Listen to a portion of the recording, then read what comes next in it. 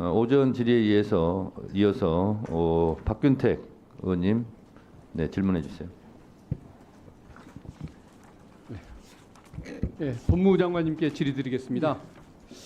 그 윤석열 대통령 부부의 공천 개입 의혹 사건, 여기에 대해서 수사지휘권을 발동해야 하는 것 아닌가, 그 취지의 말씀을 드리고 요청을 드리고자 합니다. 그동안에 주로 김건희 여사의 범죄 의혹이 문제가 되어 왔습니다.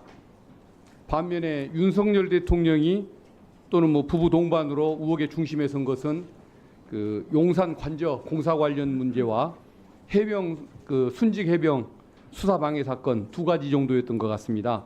그런데 이제 최근 김영선 전 의원 등의 공천과 관련해서 윤 대통령 부부의 3억 6천만 원대 여론조사 관련 정치자금법 위반 사건, 선거회계 은닉 사건, 그리고 국회의원 대가 공천 의혹이 이제 확대가 되고 있습니다. 내부 제보자인 그 강혜경 씨는 진술 내용이 매우 구체적입니다.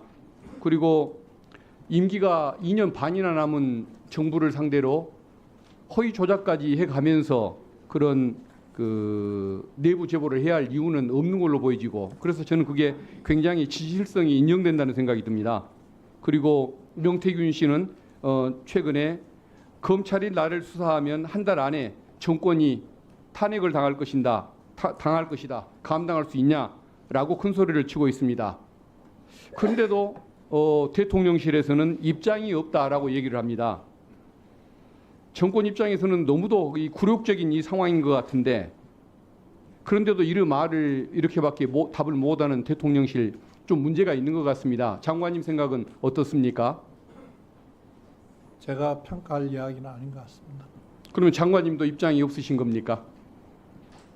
장관은 지금 문제가 되는 부분에 상원에서 수사를 하고 있는 부분이 알겠습니다. 있어서 그에 따라 처리할 거라고 알고 그러면 있습니다. 명태균 씨나 강혜정 씨의 주장이 진실이든 허위이든 이것은 제대로 수사를 해야 할 부분인지 유야무야 넘어갈 수는 없는 부분 아니겠습니까?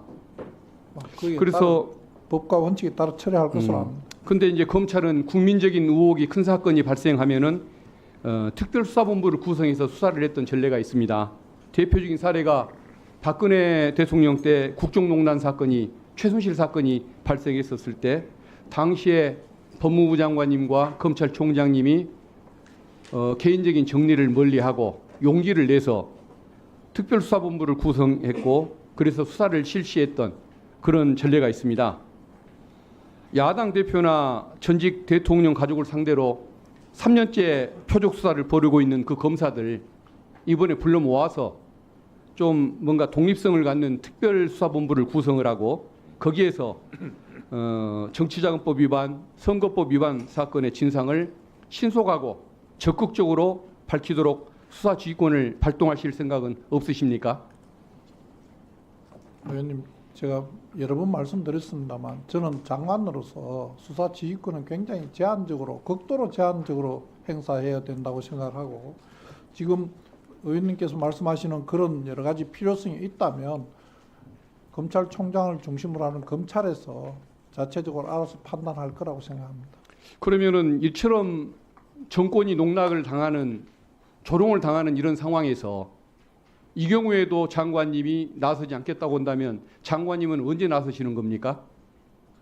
장관의 수사 지휘권은 저는 개인적으로 행사하지 않는 게 옳다고 생각합니다. 일본도 1954년 이후로 한 적이 없고, 독일은 제도가 있으나 한 번도 행사한 적이 없다고 알고 있습니다.